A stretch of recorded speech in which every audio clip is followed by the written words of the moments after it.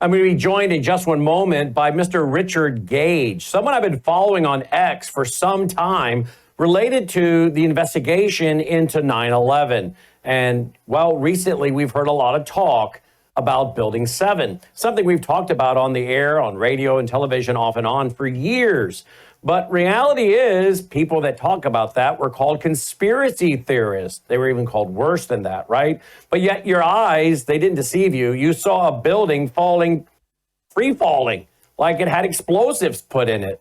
The building was going to be pulled due to the fire. How do you go in and do that when it's on fire in a matter of just a few hours? Remember now, this is Building 7, not the two World Trade Centers buildings. Most people, most Americans have never heard of Building 7. But of course, those of us like myself and you, we all know about it. But it wasn't something that was talked about in the mainstream. That is now until recently. U.S. Senator Ron Johnson, a guy that I've had the privilege of interviewing and who has been very bold and courageous when it came to the COVID bio shot and bioweapons and big pharma and so many other issues he's willing to take on. Well, he recently did an interview with someone and said this about Building 7, and he's helping now bring this fully mainstream. Listen to what Senator Ron Johnson had to say, and then I'm going to play a quick clip by former Congressman Curt Weldon with Tucker Carlson, who's also now bringing this more into the mainstream. And then we'll be joined by Mr. Richard Gage, and we'll give you his bio, which you've got to understand that for sure. To really appreciate what he is all about and has been doing for years. I know that because I've been following him a long time on X. But first, Senator Ron Johnson, just recently. Watch this. I'll start with Building 7. Again, I don't know that you can find structural engineers other than the ones that had the corrupt investigation inside NIST that would say that that thing didn't come down in any other way than a controlled demolition. I mean, you just look at that. You talk about molten steel. Again, you listen to the documentary Bravo 7. There's an awful lot of questions. You know, who ordered the removal and then destruction of all that evidence? Totally contrary to any other firefighting investigation procedures. I mean, who ordered that? Who was in charge? I think there's some basic information. Where's all the documentation from the NIST investigation? No, there are a host of questions that I want, and I will be asking, quite honestly, now that my eyes have been opened up. I've talked to former Congressman Curt Weldon now. I will work with him to expose what he's willing to expose as well. Wow. Now, of course, many of you know I've interviewed Lieutenant Colonel Tony Shaffer here many times. Able Danger. Go put that into a search engine. Guys like Congressman Curt Weldon, Lieutenant Colonel Tony Shaffer, these guys were put through the ringer because they were, trying to say things that apparently the deep state, some of the intelligence community didn't want talked about. And now you hear Senator Ron Johnson saying, I'm willing to work with Congressman Curt Weldon to investigate this. Well, thank you, Senator Ron Johnson. I think he's a bold, courageous guy, to be honest with you. And he's proven that to me on many levels. But here's Curt Weldon, the former congressman himself, talking recently to Tucker Carlson. Watch and listen to this. That's why, Tucker, I'm done with this. If it's the last thing I do, firefighters are not going to be taken for granted anymore. We're going to rise up. We're going to shake the country to its roots. So, firefighters are not second-class citizens. Well, they certainly shouldn't be. But if they talk, they'll get sidelined. They'll be called crazies, even though they heard explosions. There was a heavy-duty explosion. The whole building just collapsed on us inside the lobby. Was that a secondary explosion? Yes, it was. That was. They can't be allowed to say that. They heard explosions? Yeah, absolutely. It's on tape. It was a secondary explosion, probably a device either planted before or on the aircraft that did not explode until an hour later. We have people coming out of the buildings that heard explosions. We stuck on the stairs for a while. We finally got down to the lobby. Then we get to the lobby, it was this big explosion. We have film footage of people that talked to Fox News that was taken off the air, and then now that was brought back by X. I think a bomb went off in the lobby first, then a plane hit the building. Then another plane hit the other building. But when I was coming through the doors on the other side of the Trade Center, either they blew the lobby up or something, because it blew the glass out of the doors and knocked us all down, and I got smoke and everything on me. I just feel a little shook up because I got blasted.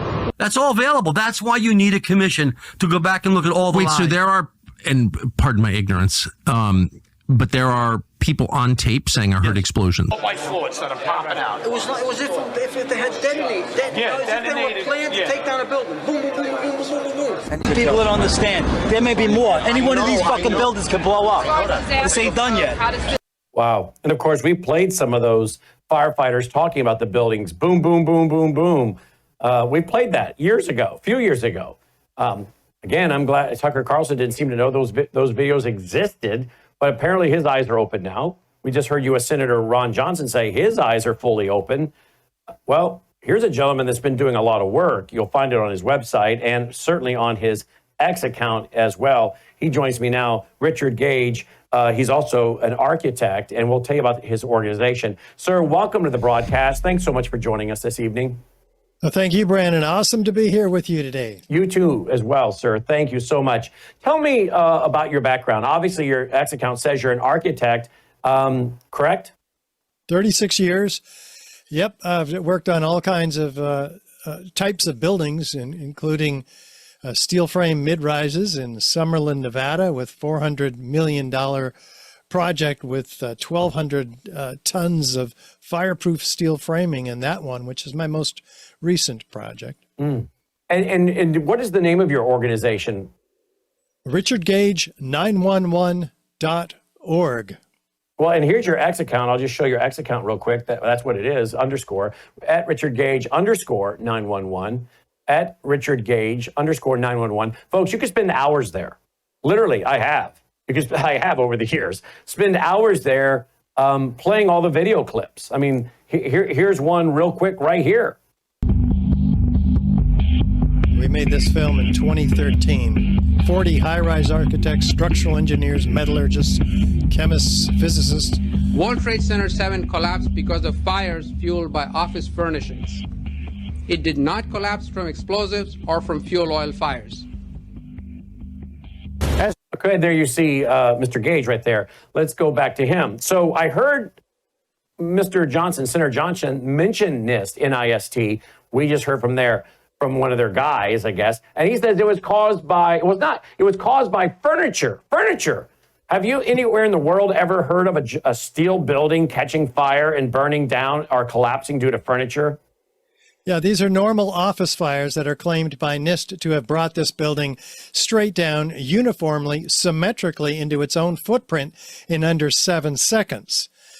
Yeah, fire has never, as we'll see, I've got a few slides to share with you, never brought down a steel frame fire protected structure ever. So it's an extraordinary claim that NIST makes here, and we shoot it out of the water completely. Well, I'm going to turn it over to you to do a little presentation here. I may jump in and ask some questions, but before you start, you must be really pretty pleased that Tucker Carlson, Senator Ron Johnson, that these people are now paying attention and talking. I mean, I admire them for doing this. I'm guessing you're pretty pleased. Oh, yeah, but we've been waiting 18 years.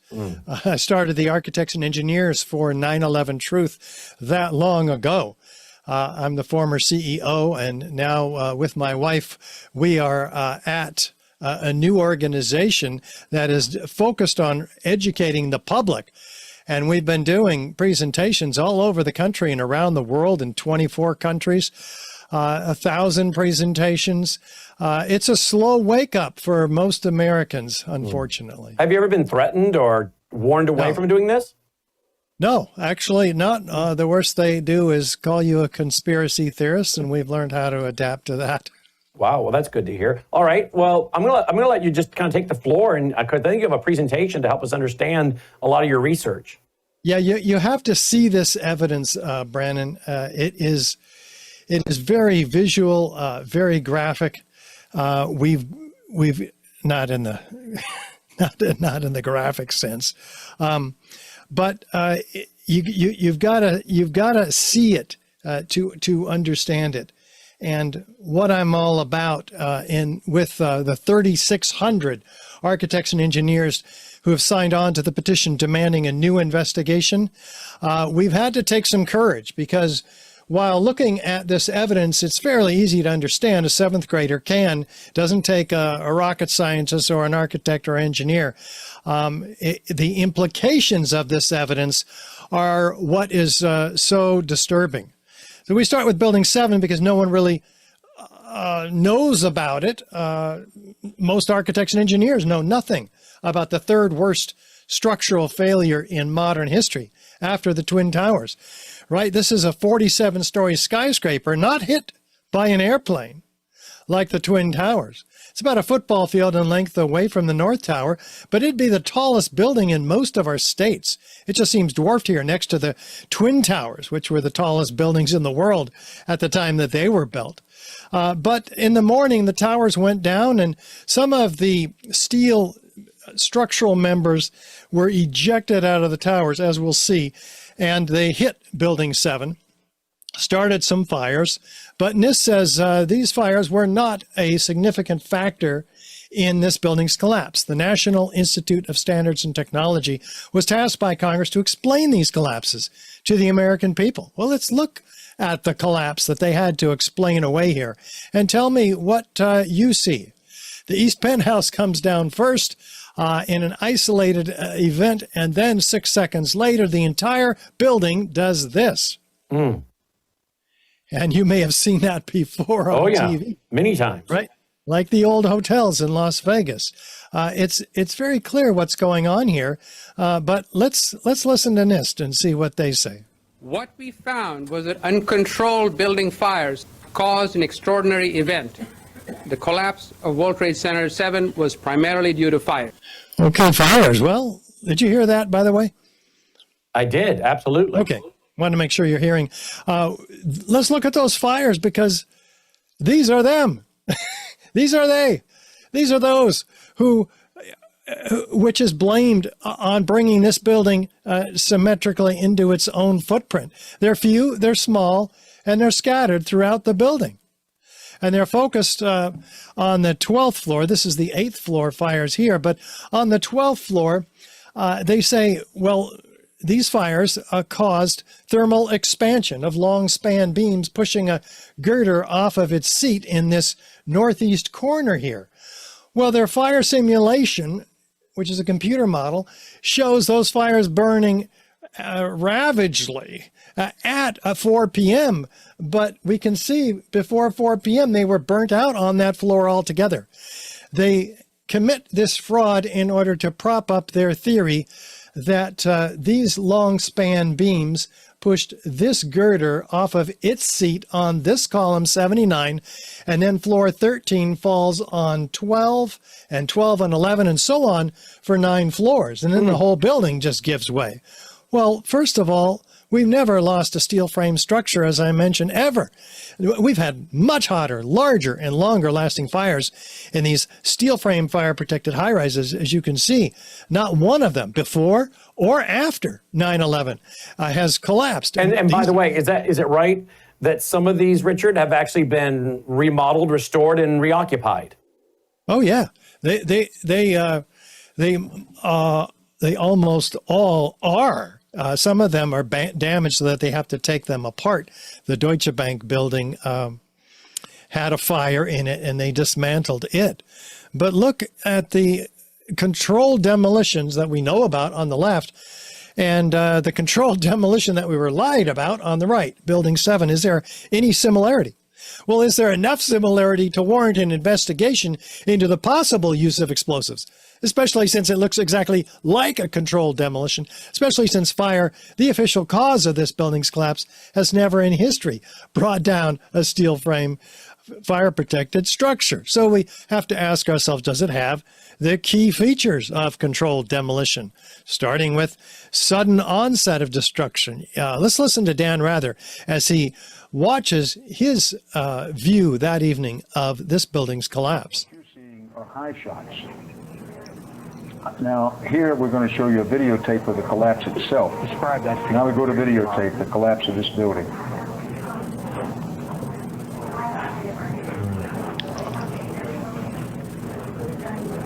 It's amazing. Amazing, incredible, pick your word.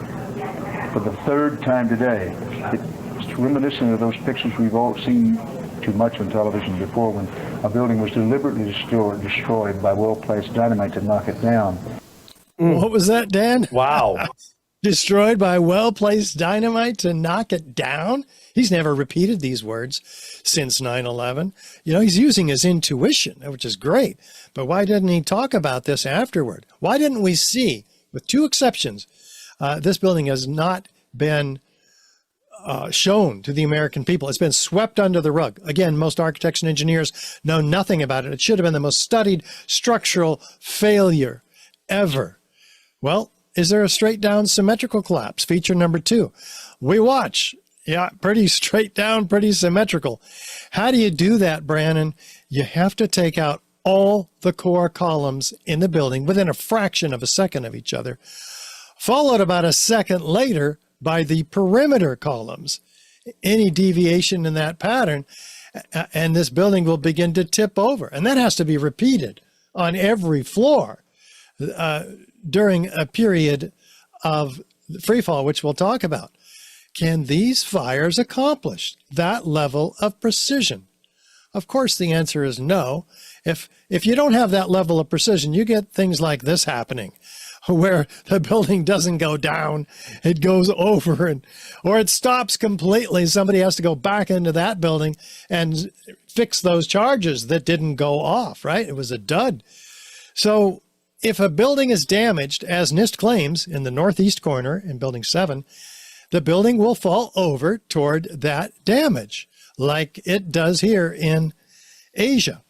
That's just natural. That's what we would expect. But how did it go straight down? Well, we looked at the symmetry. Let's look at the free fall acceleration. Now, this building is falling as fast as a bowling ball falling out of the sky for a third of its 7-second collapse. So how does that happen? I mean, NIST finally admits this and included it in their final report, but they don't acknowledge the implications of that, which is not one of these structural members gave any resistance for this building's free fall period. And this is a lot of steel to overcome. And NIST says, okay, yeah, we denied it for 7 years, but now we're admitting it in our final report. It came down at free fall. Well, what does that mean? Again, not one. Pick one of these columns that might have survived those fires you saw. It should have given some resistance. None of them gave any resistance. Can these fires accomplish that level of destruction of all those columns? Of course not. So we have to look at ourselves. What other damage was done? Well, we have this 47-story moment-resisting steel frame structure falling like a house of cards onto itself in a pile 4 to 6 stories tall. It's completely dismembered. Well, look at these structures that did fall due to natural causes, in this case earthquakes. The building is, though recognizable as a building, the columns and beams are not severed one from another. The concrete is not pulverized to a fine powder. Can these fires accomplish that level of destruction? So we continue. We have to say, well, what can? If the fires can't, what can? Well, we'd be looking for explosions and witnesses of them. NIST says there are none. Let's listen to several. Here is Daryl, a medical student, being interviewed on 1010 WINS radio. On fire, the bottom floors of the building were on fire, and we heard this sound that sounded like a clap of thunder. Turned around, we were shocked to see that the building was, it looked like there was a shock wave ripping through the building, and the windows all busted out, and it was horrifying. And then, about a second later, the bottom floor caves out, and the building followed after that. The building followed after a sound of a clap of thunder, a shock wave ripping through the building, the windows busting out, and then it's coming down. How about Daryl? I mean, Kevin McPadden, former Air Force medic. You heard explosions, like boom. It's like a distinct sound. It's not like when in compression, like boom, boom, boom, boom, boom, like floors that were dropping and collapsing. This was boom, and like you felt a rumble in the ground, like almost like you wanted to grab onto something. That, to me, I knew that was an explosion. There was no doubt in my mind. He's very clear at what he saw. So is this gentleman. Away, and all of a sudden I just seen a big flash, and then I seen the building coming down, and I just seen people just running everywhere, chaotic like. A flash of light. How about the deputy director of the Emergency Management Center, which was in Building 7 on the 23rd floor?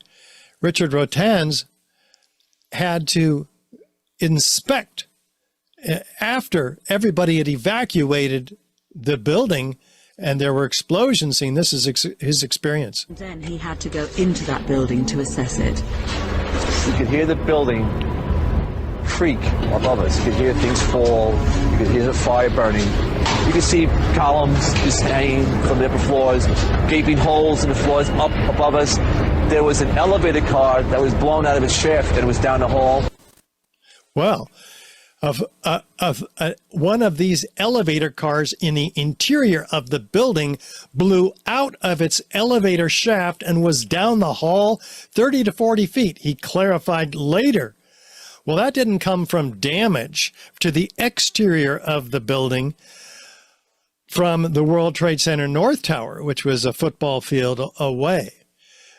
So this gentleman, Barry Jennings, along with Mayor Giuliani's attorney, Michael Hess, they were late to a meeting, didn't realize the building had been evacuated after both planes hit the towers, but before the towers came down. This is their experience trying to get back down out of the building from the 23rd floor.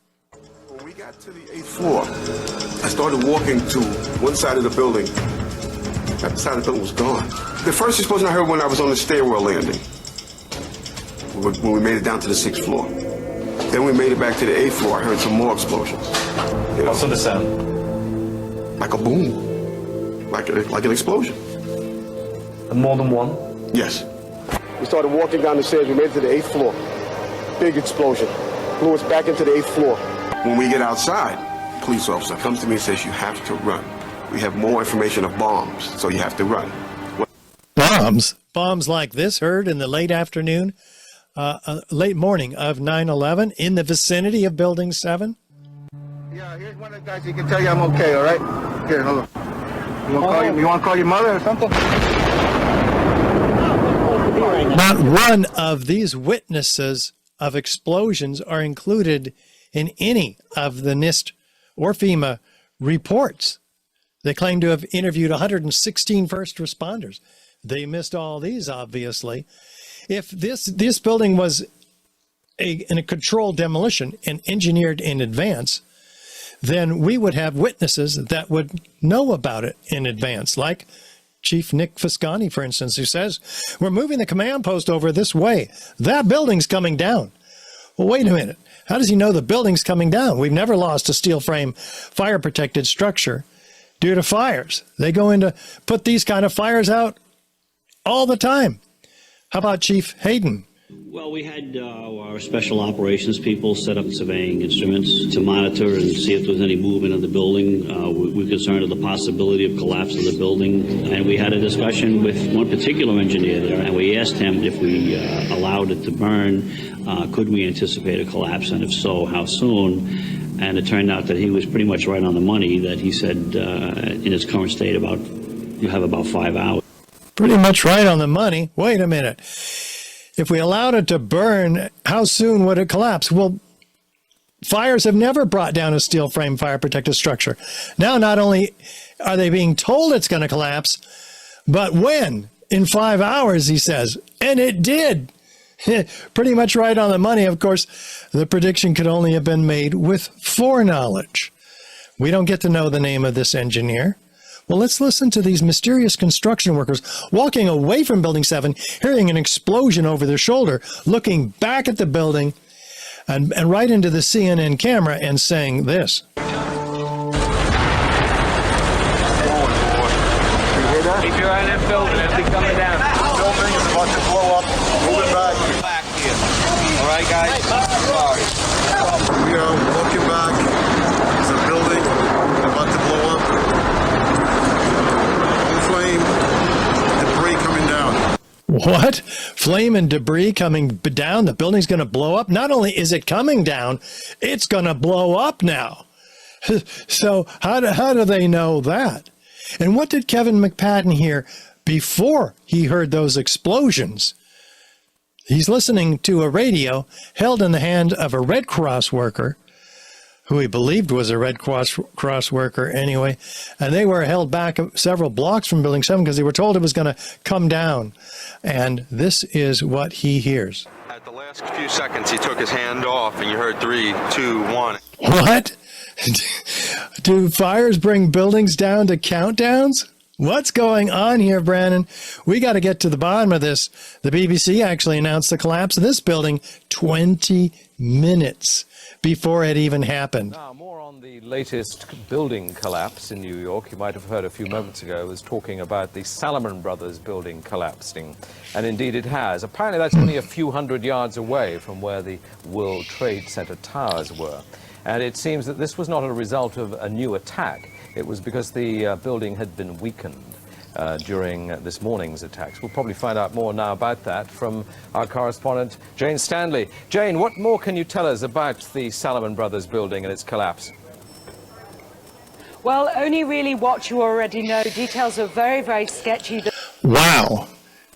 Sketchy indeed. The building is still standing behind her. It doesn't come down for 20 minutes. They apologize for this grievous error, citing the confusing events of the day. What, does that make them psychic? What's really going on here? And CNN does even better than that. They announced it at 11:07 that morning. In New York, Alan Dodd-Frank joins us on the phone in Lower Manhattan. Alan? Alan, just 2 or 3 minutes ago, there was yet another collapse or explosion. I'm now out of sight. A Good Samaritan has taken me in on Duane Street. But at 11:15, there was another collapse or explosion following the 10:30 collapse of the second tower. And a firefighter who rushed by estimated that 50 stories went down. The street filled with smoke. It was like a forest fire roaring down a canyon. Now, as I think Patty Sabga and others have told you, all of Manhattan is covered, downtown Manhattan is covered with thick white ash and building material. 50-story building. There was no other 50-story building that went down. There was no other building that was destroyed completely. There were some buildings that were very badly damaged. None of them approached the height of 50 stories other than Building 7. So they're clearly talking about that building. Now, had it gone down at that time, we wouldn't have any videos of it. It would have been completely obscured by the massive dust cloud released when the Twin Towers came down 15 minutes before that. So maybe it was supposed to go down at that time and it didn't. Maybe it was a dud. And those mysterious construction workers, were they walking back to it or from it, having fixed a dud? Well, we can learn more about that when we have more real investigation with subpoena power. But let's take a look at the experts. Here's one of the top European-controlled demolition companies. Danny Jowenko is the expert on this in Europe. What did he say? Dit is controlled demolition. Zeker weten. Zeker weten. Er is nagesprongen. Dit is in opdracht gebeurd. Dit heeft een team gedaan van experts. Okay, very clear what's going on here. And this was sight unseen. Somebody opened up their laptop and showed Danny this, and he's just giving his commentary right off the top and unrehearsed, unbiased. In fact, there are 20, there's 36 structural engineers signed on to the petition among the 3,600 that are demanding a new investigation based on this evidence that you're going to be seeing today and already are. Like Kamal Obeid, structural engineer in the San Francisco Bay Area, a localized failure in a steel frame building like World Trade Center 7 cannot cause a catastrophic collapse like a house of cards without a simultaneous and patterned loss of several of its columns at key locations within the building. Does that sound like something fires are going to do? So this caught the attention of one of the top forensic structural engineers in the country, Professor Leroy Hulsey of the University of Alaska, who spent 4 years studying this because he's concerned. If fires can bring these buildings down at free fall, and there's hundreds and hundreds of these similarly designed buildings which could suffer the same effect. We got to find out exactly what happened. So his team of PhD students, and he put together 2 competing software programs, finite element analysis, and they corroborated each other. He found that, gosh, the building doesn't come down if you take column 79 out. Let's take columns 79, 80, and 81 out. Does it fall down symmetrically? No. It actually falls over, as you would anticipate if the core columns in the corner of this building were taken out. So he then says, well, what do we have to do to get this building to fall symmetrically as it did in the video? Well, we had to take out all the columns in the building at once, floor by floor. So you can see the computer model from the University of Alaska on the left, the collapse of the building in the video in the middle compared to NIST's fraudulent computer simulation where they remove 400 structural steel connections failing every second and blame that on fire. And even so, the building begins to buckle up like a beer can. There would be thousands of windows and granite panels broken up on the outside of this building if anything like NIST's computer model has happened. And they even stop it before it begins to tip over because they don't want us to see that. So they stop it after 2 seconds. So the essential findings from this 4-year study is that fire did not cause the collapse of this building. The temperatures were not high enough to cause the weakening of the steel framing. The thermal expansion did not result in a loss of support for the beams and girders. And the collapse of this building was a global failure involving what? The near simultaneous failure of all the columns in the building, and not a progressive collapse as claimed by NIST. Well, this is getting more and more interesting. What could have brought this building down? Could it be extreme heat, which is used in some demolitions in the past, thermite being a cause? But thermite would leave a lot of evidence like what was documented by FEMA in their Appendix C in the May 2002 Building Performance Assessment Team report. So here we have a metallurgical examination of the steel. Should we look at it? Never before observed eutectic reactions, that's thermitic, intergranular melting, capable of turning a solid steel girder into Swiss cheese, like we see here in this piece of studied World Trade Center 7 steel. Well, this is getting real interesting. They document rapid oxidation, sulfidation, liquid iron. That's molten iron, by the way. That's 3,000 degrees Fahrenheit to get molten iron. They say sulfur formed during this hot corrosion attack on the steel. Well, this is very interesting. And the New York Times called this the deepest mystery uncovered in the investigation. Yet it was completely ignored by NIST. They threw this information out of the report when they took over in 2002, producing their own report much, much later. So the presence of sulfur, they speculated, was from the gypsum board. Well, wait a minute. Gypsum board has been used to protect steel structures for 100 years. It's never turned around and attacked the steel that it's designed to protect. This is the kind of ludicrous information and answers to very frequently asked questions that they finally put up on their website. Well, one of the authors of this Appendix C report, Richard Jonathan Barnett, says steel members in the debris pile appear to have been partly evaporated in extraordinarily high temperatures. Wait a minute, Brandon, it takes 4,000 degrees to evaporate steel. How does this happen by office fires, which only reach 500 or 600 degrees typically, maybe 1,000 degrees Fahrenheit, and sometimes 1,500 degrees in the hottest fires? But here we see melting of girders documented by the structural engineer Abelhausen Astani Azel from UC Berkeley. In fact, we can tell the temperature of molten metal pouring out of the material held in the crab claw excavator by its color. This is bright yellow. We're exceeding 2,500 degrees here. Well, Fahrenheit, how does that happen? It can't happen by office fires.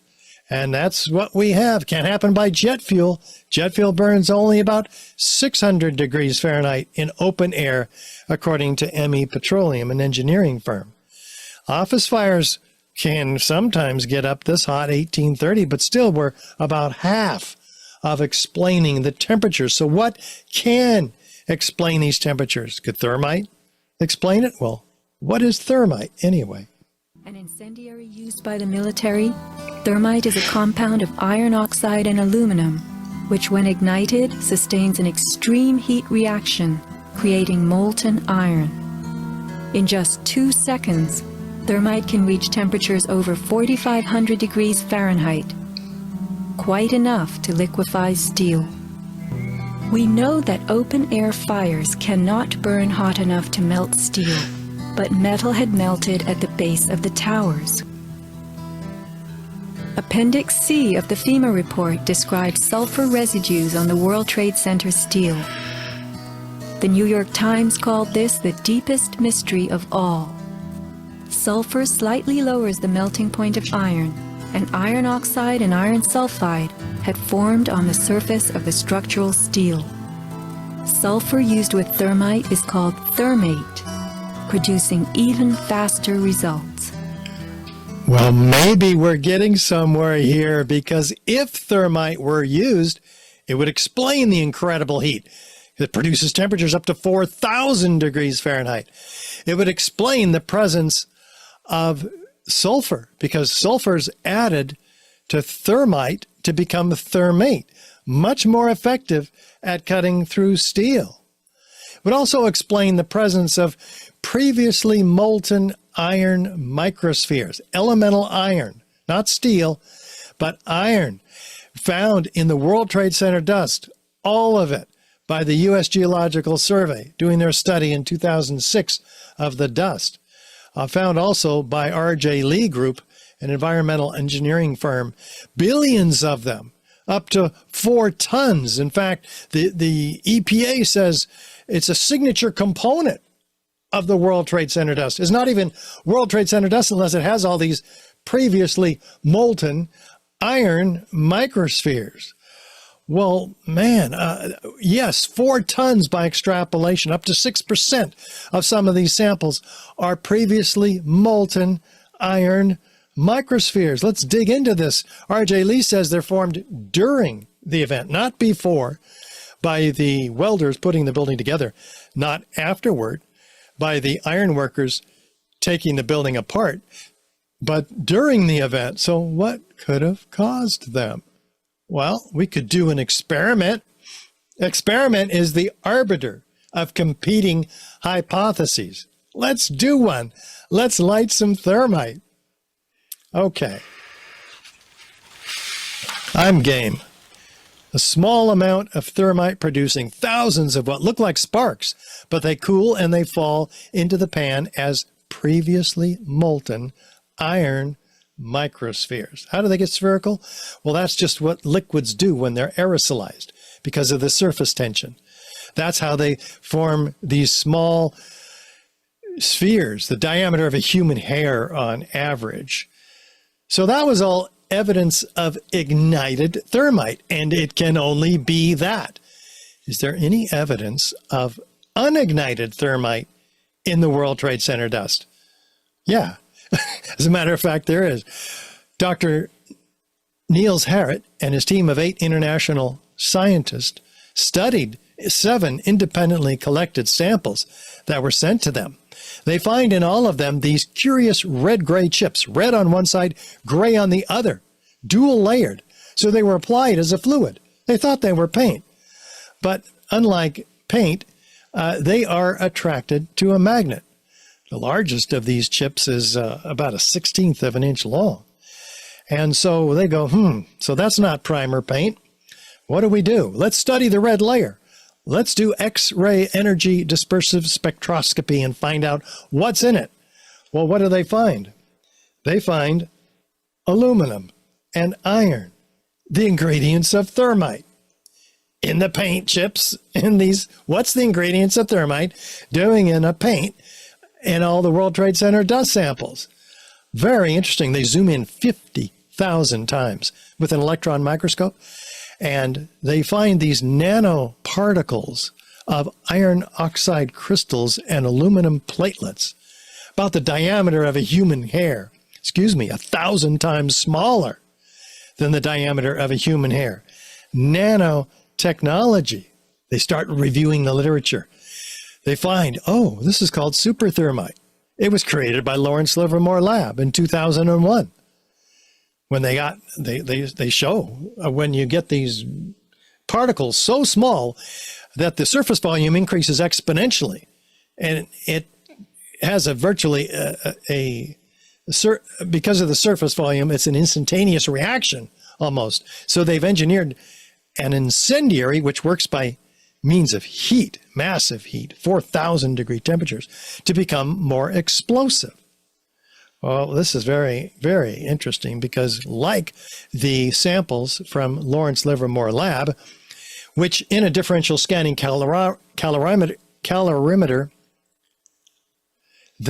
which is a heater that measures resultant energy, they find that it's an exothermic reaction because at about 850 degrees Fahrenheit, they ignite and produce these exothermic reactions. Well, this is exactly what all the samples did from the World Trade Center collected by this team of scientists.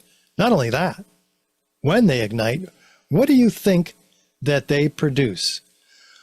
Molten iron microspheres with the same chemical signature as the molten iron microspheres found in all the World Trade Center dust samples and studied by R.J. Lee and the U.S. Geological Survey.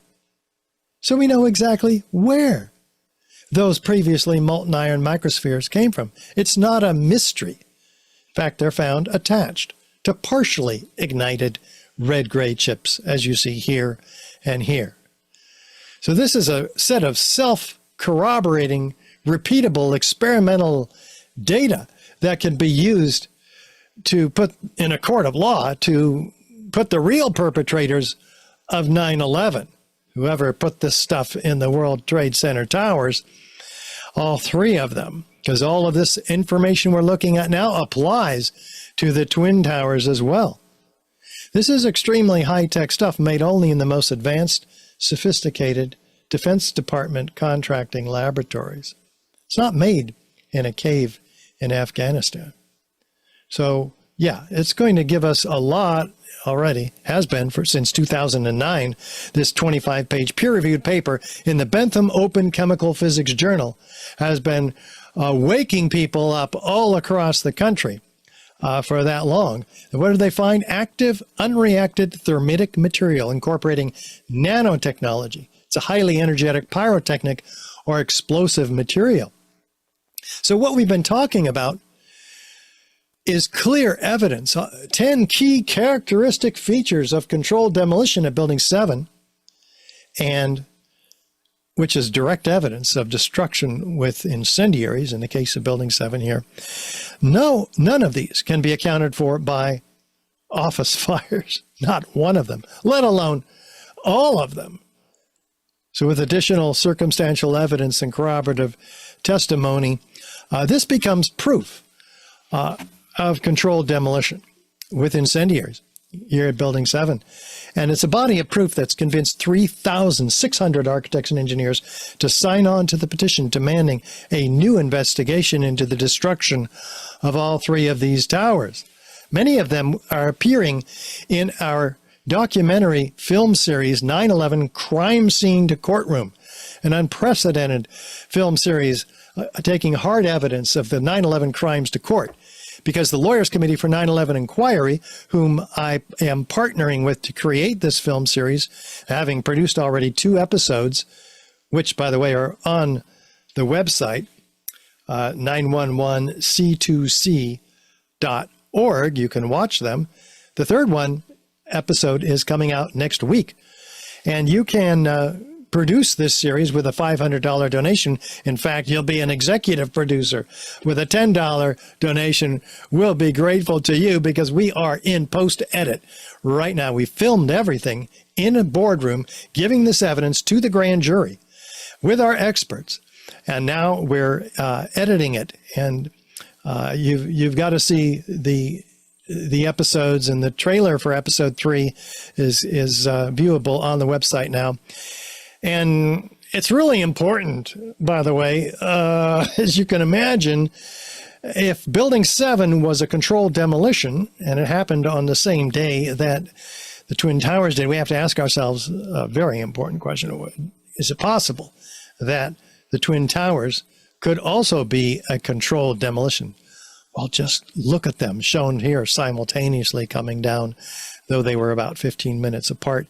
What do we have? Upward, outward, arching streamers, a geometry of fireworks, freely flying structural steel sections weighing 4 and 8 tons, laterally ejected at 80 miles an hour, clocked by physicists, landing up to 600 feet in every direction, trailed by thick white smoke clouds. Wait a minute. Is steel flammable in office fires or by jet fuel? No. Those temperatures are not hot enough to cause steel to be melting or molten, much less trailing thick white smoke clouds. It's not flammable. So what could this be? Well, we saw that thermite incendiaries were a part of the destruction here. What happens when you burn thermite? You get molten iron. We saw that, but now we see that you also get thick white smoke clouds of aluminum oxide ash. So let's dive into it and see if the Twin Towers exhibit the behaviors of controlled demolition, beginning with the North Tower, where it's standing at rest, and all of a sudden it is in uniform downward motion. There's no jolt, no hesitation upon impact of the cold, hard steel below the point of plane impacts. It should have met that and hesitated, right? No, it doesn't happen in the South Tower either. It's standing at rest, and all of a sudden it's in uniform downward motion. Let's break this down. NIST claims that the upper part was so big and heavy that it drove the rest of the building down to the ground and then destroyed itself.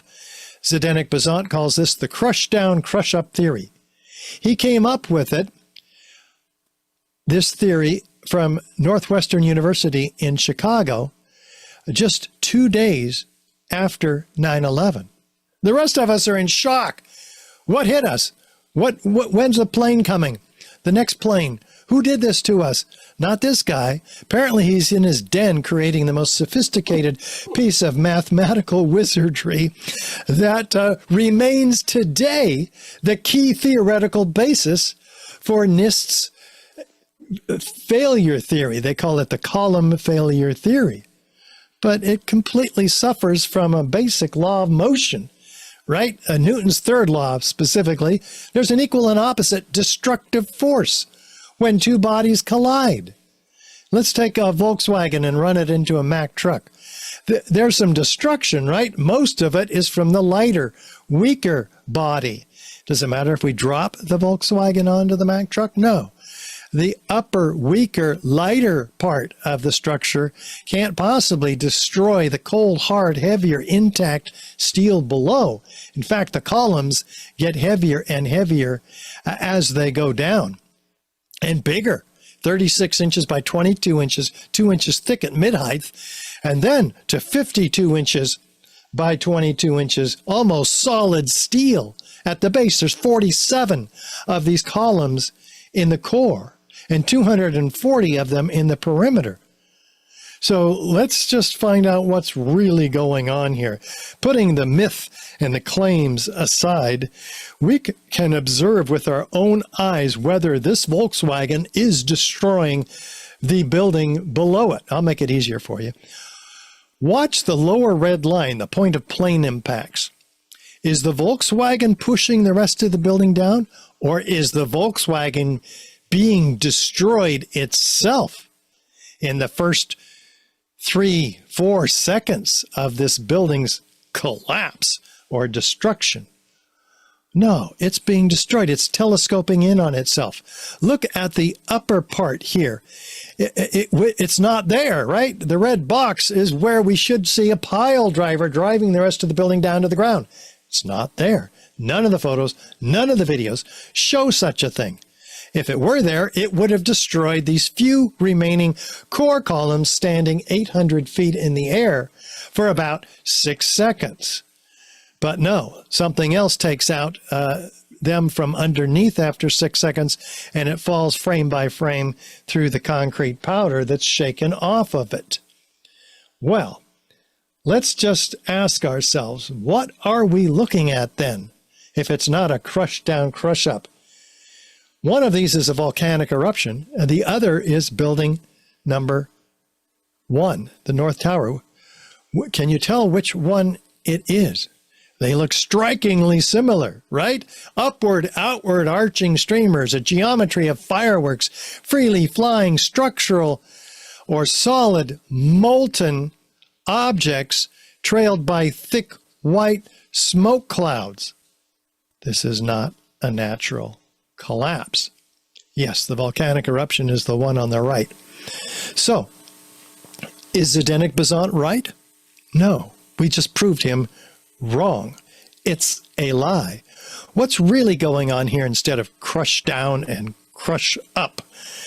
It's a series of explosions, which we will look at very carefully, blowing the building out and away from the central core. So it's out and down. It's not down. Okay, well, if that's the case, then we have to say what could have done that? Well, we're looking for patterns of explosions and flashes of light, which are seen and heard by who?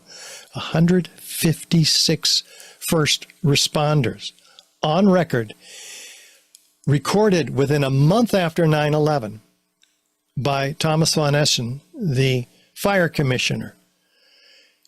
Finally, in 2005, the recordings were released because of a court order. The New York Times finally, then in August, put these testimonies on their website. There's 12,000 pages of testimony. Graham McQueen read all of them, and he found 156 of them talking about seeing, hearing, experiencing explosions. Many of them, as you'll see, before the building ever collapsed. We felt the ground shake. You could see the tower sway, and then it just came down. All of a sudden, the ground just started shaking. It felt like a train running under my feet.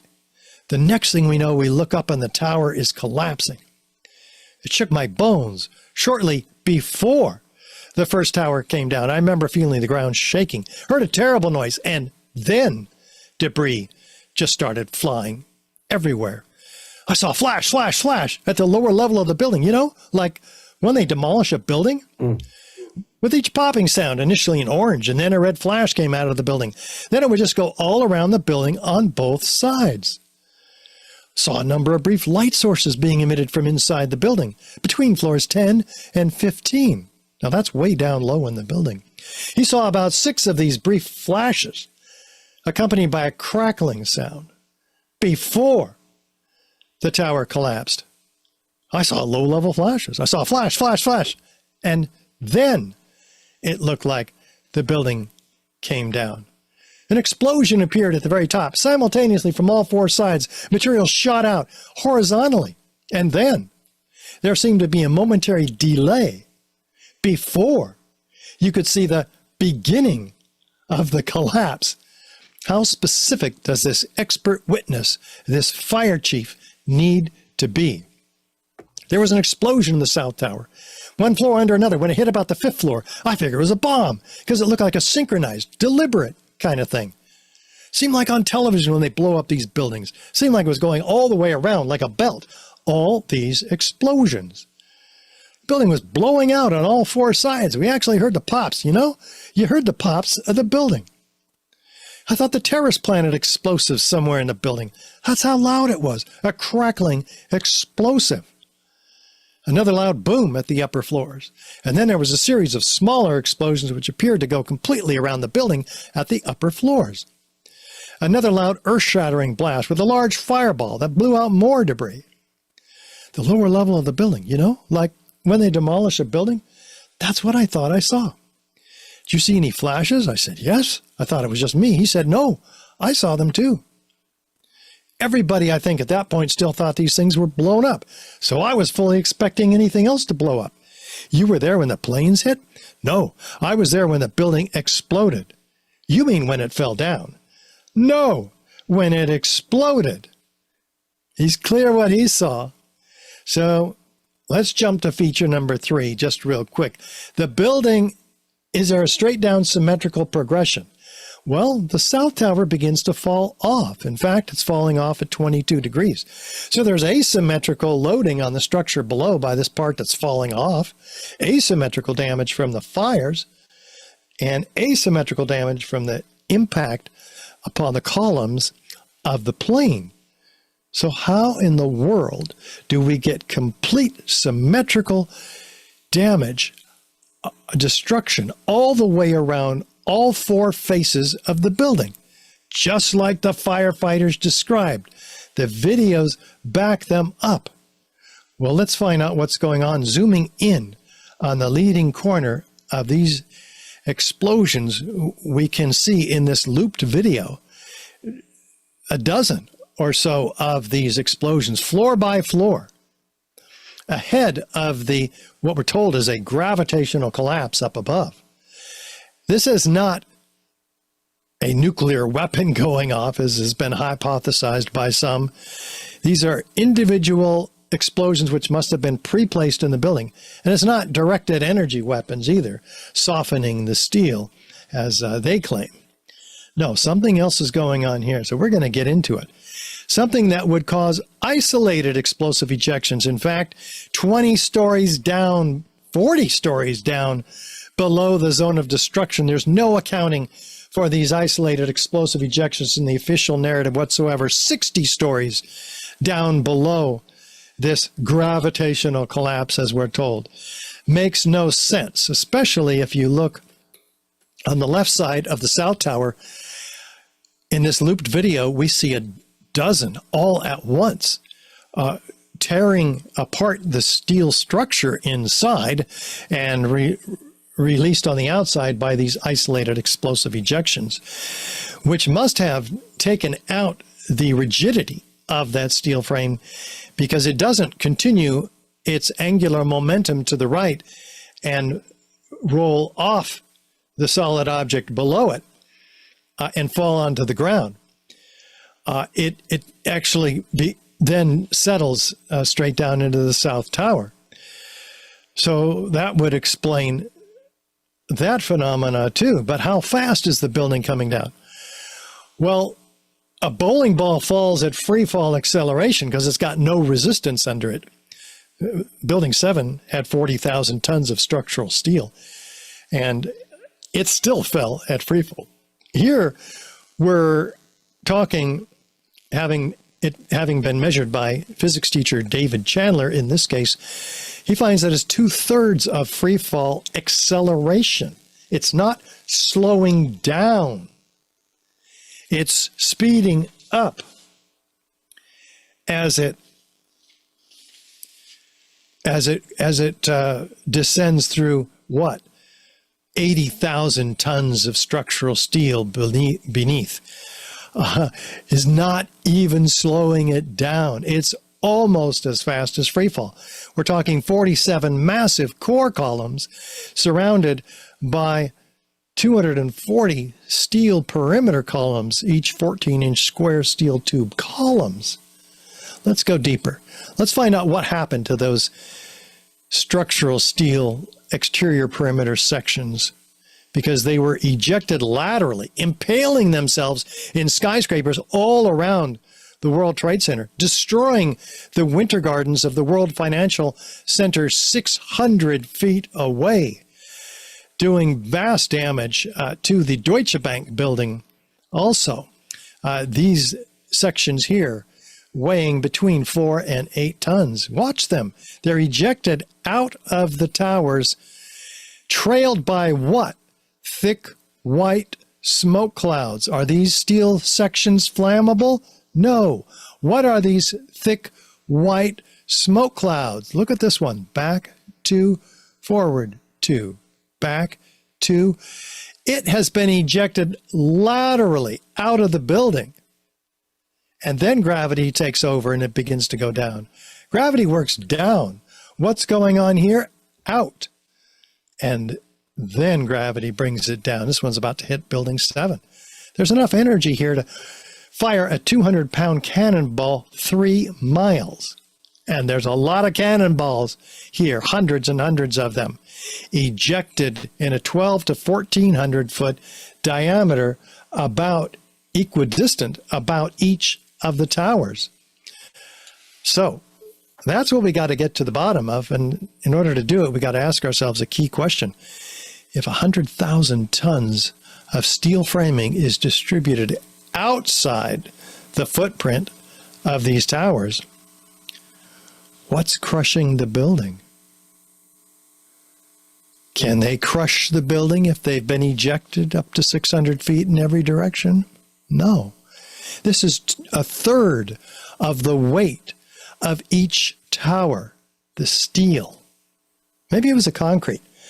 Let's see, because we're missing some concrete here. And there was 110 floors, each an acre in size. That is a lot of acreage. 110 acres of panels, concrete poured on metal decking supported by lightweight steel trusses. We should be finding 110 of these stacked up, which would be 30, 40 stories tall, with additional stuff between them. But we don't find in the pile 50 of these floors. We don't find 10. We don't find 1 acre size floor. We don't find a half acre. We don't find a quarter acre or a 1/16 of an acre of one floor. No, in a real pancaking collapse, we see pancakes, stacked up concrete slabs. The concrete is missing. Well, where did it go? Oh, here it is, pulverized in midair to a fine powder, most of it. What could pulverize 80,000, 90,000 tons of concrete? Well, here's a clue. ASTM C856, American Society of Testing and Materials, tells us that white powder is decomposed hydration products, cement products, start at 1,500 degrees Fahrenheit. So at temperatures above 1,500 degrees Fahrenheit, we can powderize concrete. Well, what was the temperature of those incendiaries we looked at? 4,000 degrees. Is that capable also of powderizing concrete? If it were sprayed, for instance, on the underside of the floor slabs. Because that's what we got. All the photos, videos show 90,000 tons of concrete pulverized to an average of 100 micron particles and gravel. Interesting. And it's spread throughout lower Manhattan in a 3 square mile area. In a blanket, 3 inches thick. 30% of this, they call it dust, 30% of it is concrete powder. Well, wait a minute. If the concrete floors are in a 3 square mile area outside of the footprint, how can they be crushing the building also, right? Right. All of this weight of the concrete, which is another third of the weight of the building, and together that's 2/3 of the weight of the building that's not available to crush it. And yet, Zdeněk Bazant from Northwestern University in Chicago used all of that weight to crush the building. Not only did he use all of that weight fraudulently, but also fraudulently, he doubled the mass up above. Doubled it. And then, on top of that, he decreased the column strength below the point of plane impacts by a factor of 3. His calculation, by the time engineers decoded it 10 years later, was proven to be completely fraudulent. In fact, this was Tony Zambodi, Richard Johns, and Gregory Zudolinski who submitted these papers to the American Society of Civil Engineers for publishing in the peer-reviewed paper. Why would they publish it? No, we won't publish it. Why? They said it's out of scope. Wait a minute. How can it be out of scope to publish a challenge to a previously published paper in that journal? That's what we do in peer-reviewed science. And so there's an ethics case against the American Society of Civil Engineers and a lawsuit as well. Well, how could they have had access to plant incendiaries and high-energy explosives, probably, in these towers? Well, maybe under the guise of a fireproofing upgrade, which was going on the months and years before 9/11. Coincidentally, on the same floors impacted by the planes that hit them. Were those planes guided by terrorist hijackers? Or were they drones remotely guided by the real terrorists? Kevin Ryan at digwithin.net brought this to us, and you can go there and learn a whole lot more about that. You might also learn there more about the ACE elevator contract, because if the real terrorists had access to the elevators, they would have in turn access to all the core columns and beams in the building, because they would just have to cut through 2 inches of gypsum board, which is the elevator hoistway fireproofed enclosure, to get to them. But that would create an awful lot of dust. Well, what did Scott Forbes tell us, the senior database administrator, was going on the weeks before 9/11? It was probably the week leading up to 9/11. Every morning I'd come in around 7 a.m. and the dust was incredible. It was filthy. It was like the cleaners weren't cleaning. Right where the windows were, there was a sill which enclosed radiators. I was sick to death of the dust which was appearing on the windowsills. It was dirty grey and very, very noticeable in that week leading up to 9/11. Okay, the story is heating up here. We have ACE Elevator coming out of nowhere to get this contract, the largest elevator modernization in the world. Why would the Port Authority have given one of the largest, most sophisticated modernization programs in the industry's history to a small maintenance contractor with basically one customer? Otis Elevator had built and installed these elevators and been maintaining them up to the time of the elevator modernization. Where was ACE Elevator on 9/11? These employees, they were pulled out because of a labor dispute to a meeting to discuss union business, about 50 of them. So they were not among the missing and the dead. It certainly needs a real investigation. And so does the disposition of the steel. 180,000 tons of steel, easily the largest and most perplexing structural failures in history. Up to 400 truckloads a day, though, starting just 2 weeks after 9/11, were hauled away. Where? To China for recycling, before investigators could get their hands on it and do a proper forensic examination of the steel. This is the illegal destruction of evidence in a crime scene, prompting Bill Manning, editor-in-chief of Fire Engineering magazine, to cry out, crucial evidence that could answer many questions is on the slow boat to China, showing an astounding ignorance of government officials to the value of a thorough scientific investigation. The destruction and removal of evidence must stop immediately. But of course, it didn't. And so, yes, again, with the Twin Towers, we have the 10 key features, and some very uncharacteristic features also, of controlled demolition. Fire doesn't account for any one of these, let alone all of them. With additional circumstantial evidence and corroborative testimony, this becomes proof of controlled demolition. A body of proof, again, that has convinced, relative to the Twin Towers, these 3,600 architects and engineers, many of which appear in our documentary series, Crime Scene to Courtroom. And 10 years ago, we made also another documentary called 9/11 Explosive Evidence Experts Speak Out, with 40 high-rise architects, structural engineers, metallurgists, chemists, physicists, controlled demolition experts, all laying out this evidence.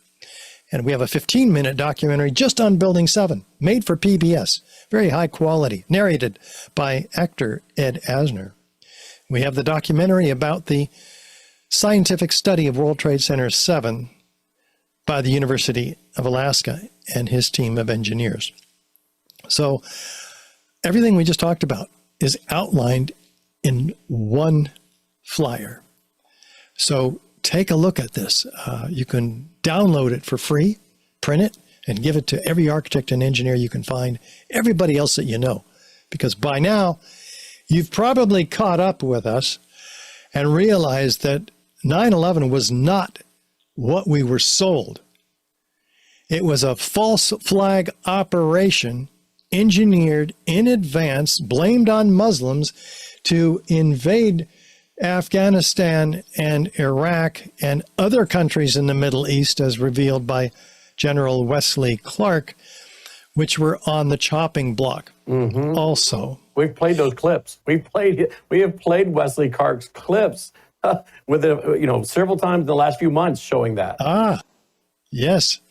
Well, the question is one question is, who does that benefit?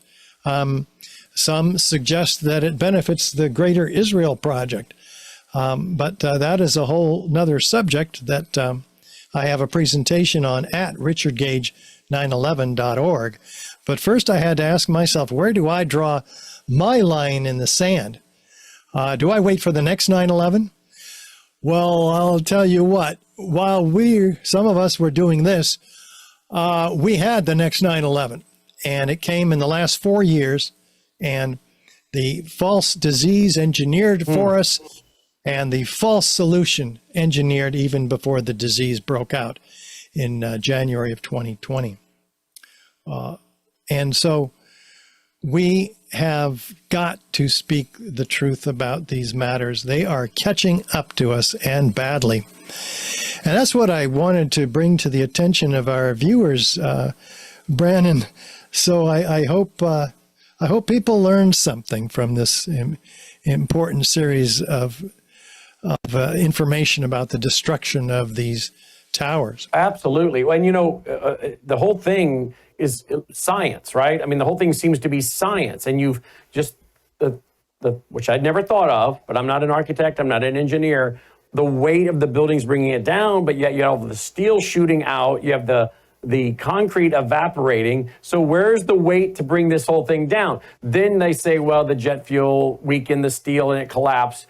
Okay, well, it has to go at least 4,000 degrees to do that. How does that happen? Then you got the thermite in there, and that seems to come from government agency labs. Well, what's kind of fascinating is you even have the FEMA report. I took notes. The FEMA report giving you some of this information. If this is a conspiracy theory, Richard, then why is FEMA helping us figure some of it out? It seems like there are some folks in FEMA that weren't buying the full narrative. Right. No, not at the beginning, but they didn't, other than the metallurgical examination, which revealed so much. I mean, that can only be thermite. Hot sulfur corrosion attack on the steel, liquid iron invading the grain boundaries of the steel. They're describing what thermite does, and only thermite or other incendiaries. There's no accounting for that whatsoever in the official narrative, which is why NIST threw out that metallurgical examination from their evidence when they took over in 2002.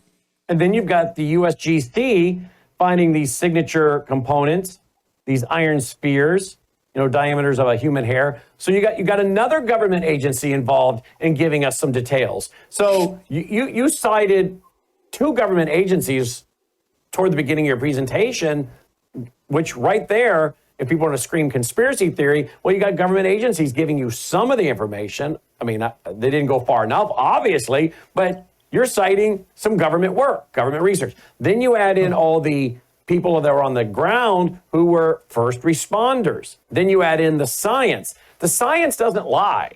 I mean, the experts told us during COVID, follow the science, which those that did, the MDs that we interview all the time, they were telling people what to do, how to cure it, how to keep from getting in the hospital and on a respirator. They were following the science. This is math. This is math. I mean, I'm not a mathematician. I'm not great at math, but I know enough to understand what you're presenting to show that this is math.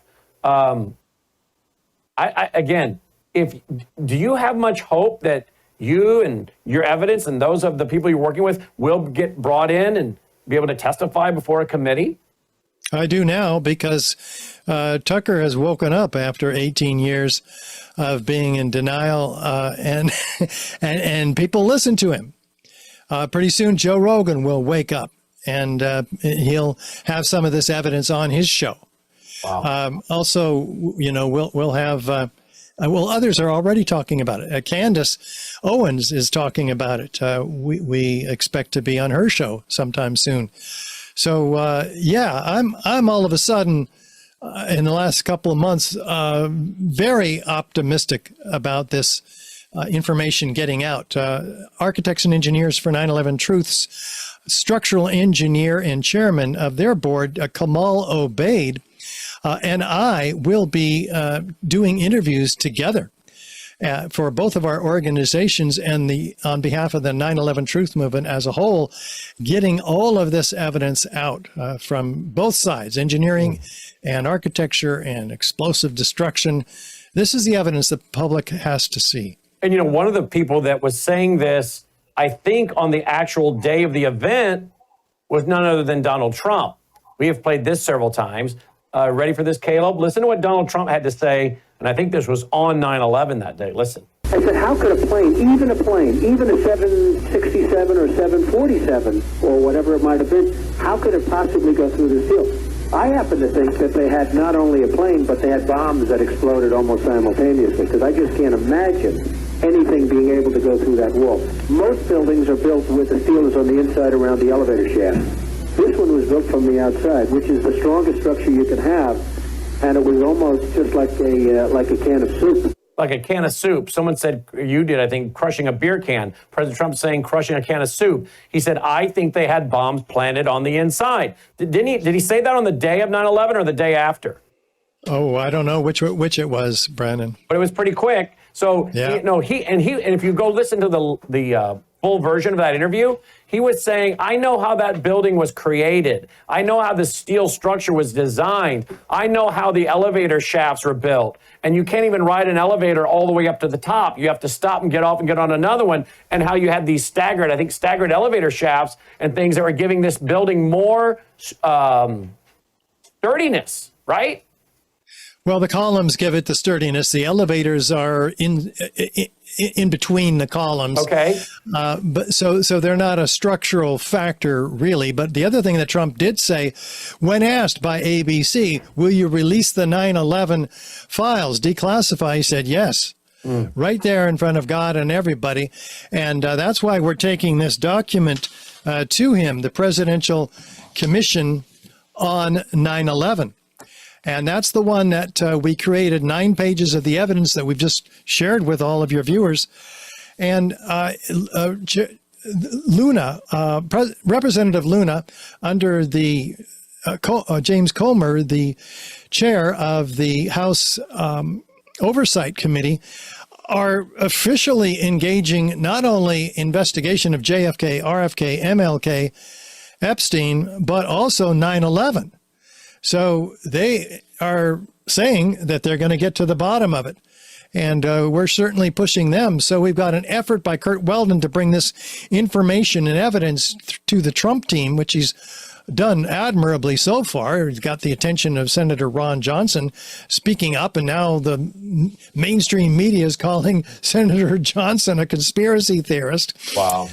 So that's good when they do that. That means we're getting somewhere. Yeah, because they have to attack the messenger instead of the message, because they can't go after the science. And of course, we now have the Real ID, which, enacted by the 9/11 Commission. So we got the Patriot Act, we got now the Real ID. So we are still suffering. We got, of course, the Department of Homeland Security after all this, the 9/11 day.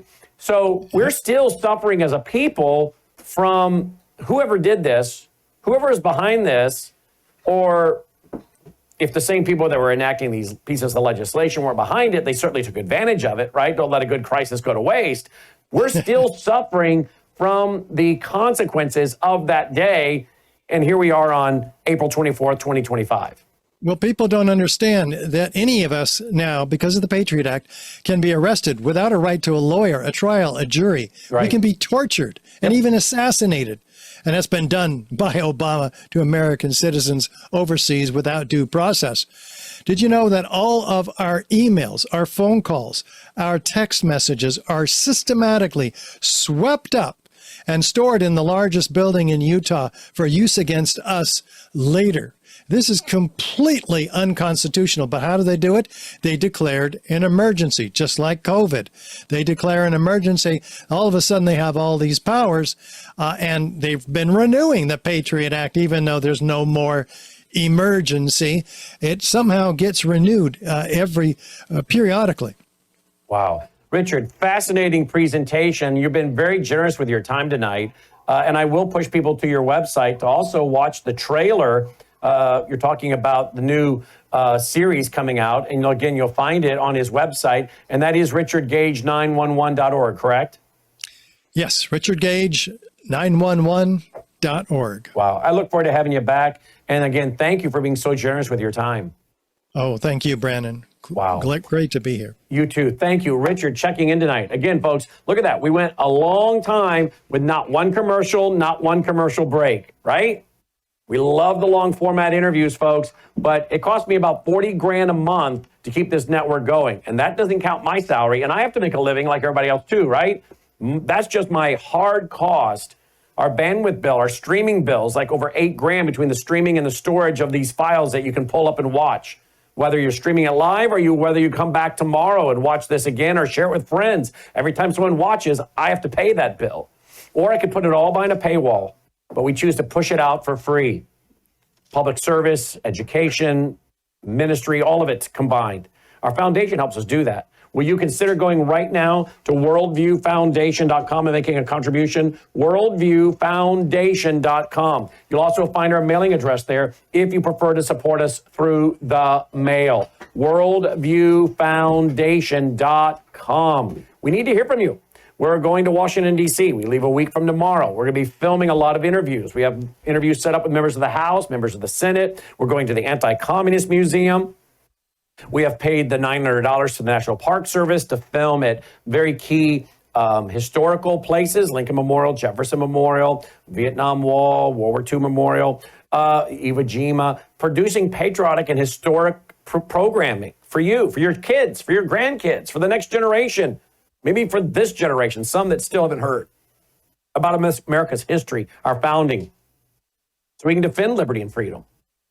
So again, we need your support, not only for our normal monthly expense, but to be able to do this special project of going to DC and getting a lot of footage, a lot of interviews that will be timeless. Timeless. That's why we're really concentrating a lot on the historical sites and the historical and educational and patriotic programs we'll be able to put together once we get back. And we can play those for years. So we need to bring in more than our normal budget that we do each month so we can cover these extra expenses and have the support to go out a week from tomorrow for that week in DC. So will you go right now? Worldviewfoundation.com, worldviewfoundation.com. Look at all we just did with no interruption. Would you also consider going to worldviewtube.com/sponsor? There you'll find so many of our sponsors. You know them. I talk about them every night. Bella Grace is one of our biggest ones. Bella Grace. This is a powerful elixir. You know about it. I talk about it enough. If you're new, you just know that it's got 3 ingredients: collagen with the peptides cut short, astaxanthin, which crosses the brain-blood barrier, loaded with antioxidants, and cat's claw. That's an anti-inflammatory. And the collagen, by the way, is great for your gut health because it lines your gut. Your gut's lined with collagen, and you don't want leaky gut. You got leaky gut, you got a lot of problems. I guess I had a leaky gut because one of the things you get from a leaky gut is psoriasis and cracking and bleeding of the hands. And some people get it in their scalp and other places. And mine's gone after getting on Bella Grace. Been on it since December 23. The hair growth, the hands not cracking. No more taking a Pepsid every day. That acid reflux has stopped. All I did was go to Bella Grace, folks. Got 80 clinical trials. Of course, you know it. Many of you are on it. We hear from a lot of you saying, I don't know what I do and I couldn't get this, because it's helped you maybe in the same way or different ways than I've been helped, because we don't all have the same problem, the same issues we might be struggling with. But as so many of the doctors we've worked with Bella Grace have said, this goes to where your body needs it most. Science, clinical trials, 80 of them. Melissa loves the skincare, Bella Grace skincare, the Bella Trim. She loves that. That's all natural weight management. Takes on the stubborn belly fat. Also great for your cardiac health, according to studies. The restorative sleep, that's the gummies that help her stay asleep once she gets asleep. So again, check all that out at on our sponsors page. You'll find a lot of the other sponsors there. The Numi, that's or the Swish. The Numi, that's glutathione. That's a powerful molecule to detox your cells. Some studies show it may help remove mercury from your brain to help prevent Alzheimer's, dementia, and Parkinson's. You know I take the Gatatana each and every day. And I also put a half a scoop on Dolly's food every morning. So just click on the banner. That's got clinical trials behind it as well. That's got amino acids, trace the very, very important trace minerals for you and your pet even. And you can get the pet product or do what I do, just share yours with your pet. And I put a half a scoop on Dolly's food every day. I take a full scoop. 1 scoop's the equivalent of 90 billion plant cells. You know all about that. And so again, I want to urge you to go to our sponsors page and check all this out. It's very important that you support us, folks, so we can continue doing what you just saw there without any television commercials interrupting what we were just doing.